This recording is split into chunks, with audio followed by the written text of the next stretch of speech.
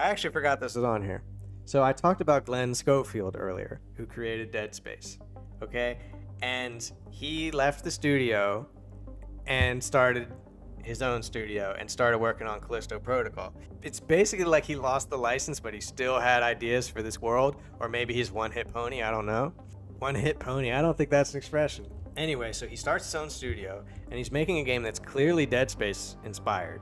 I mean, it doesn't have everything. It doesn't have, like, the dismemberment technology and stuff, but it's clearly, like, the exact same setting. You're in, like, a grimy, dark, scary space station. And the funny thing was that Dead Space Remake was scheduled to come out, like, the same month as Callisto Protocol. So they were, like, going head-to-head in an interesting way. But everyone consensus gave it to Dead Space. Callisto Protocol was kind of bad. What it really boils down to is just the combat was broken in a way that I've rarely ever seen before. So basically, to dodge an enemy with the 100% rate, okay, all you have to do is be holding the analog stick to the right, and then if it's a combo, they're gonna hit you again, then you move it to the left and back to the right and so forth. As long as you're holding the stick, your character will dodge 100% of the time. Then the tutorial even told me, like, there was a pop-up. It was like, as long as you're already holding the analog stick, the timing doesn't even matter.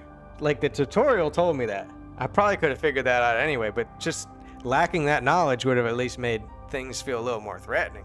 So I would just run into battle. I'm already holding the analog stick, so that's a 100% auto dodge for the first attack. It was just trivially easy. Also, besides the fact that it was easy, is that it was stupid in the sense that the enemies, who are basically fucking zombies or whatever, they are engaging in, like, hand-to-hand combat with you.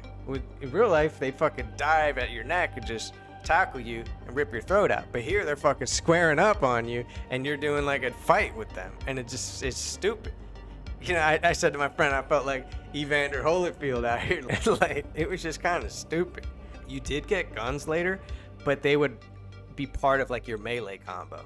Like, you'd hit a guy and it would stun him for a couple seconds, long enough for you to bring your gun up and shoot it at the right time. It was like part of the melee process, almost. It's very much a melee game. You'd be swinging like a fucking 2x4 or whatever.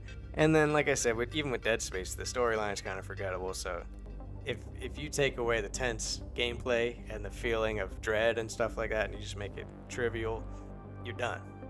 So it's got the thing, like, on the back of his neck where you can see his health. And he's got, like, some sort of tech with telekinesis and shit like that. That was kind of cool, because when you would put the tech into the fucking machine to, like, upgrade it, to augment it, it would scan it in this cool way, show it being compiled and shit. So that was a cool touch, you know. So, like, this Glenn Schofield guy, I feel like he's good for aesthetics and mood, and he seems to only have this one idea. So I don't know how much of a creative genius this guy is, but it's not looking great. Dead Space was a good idea, but I don't know. Callisto Protocol wasn't that good. It was down there with Crisis Core as the worst game of the year.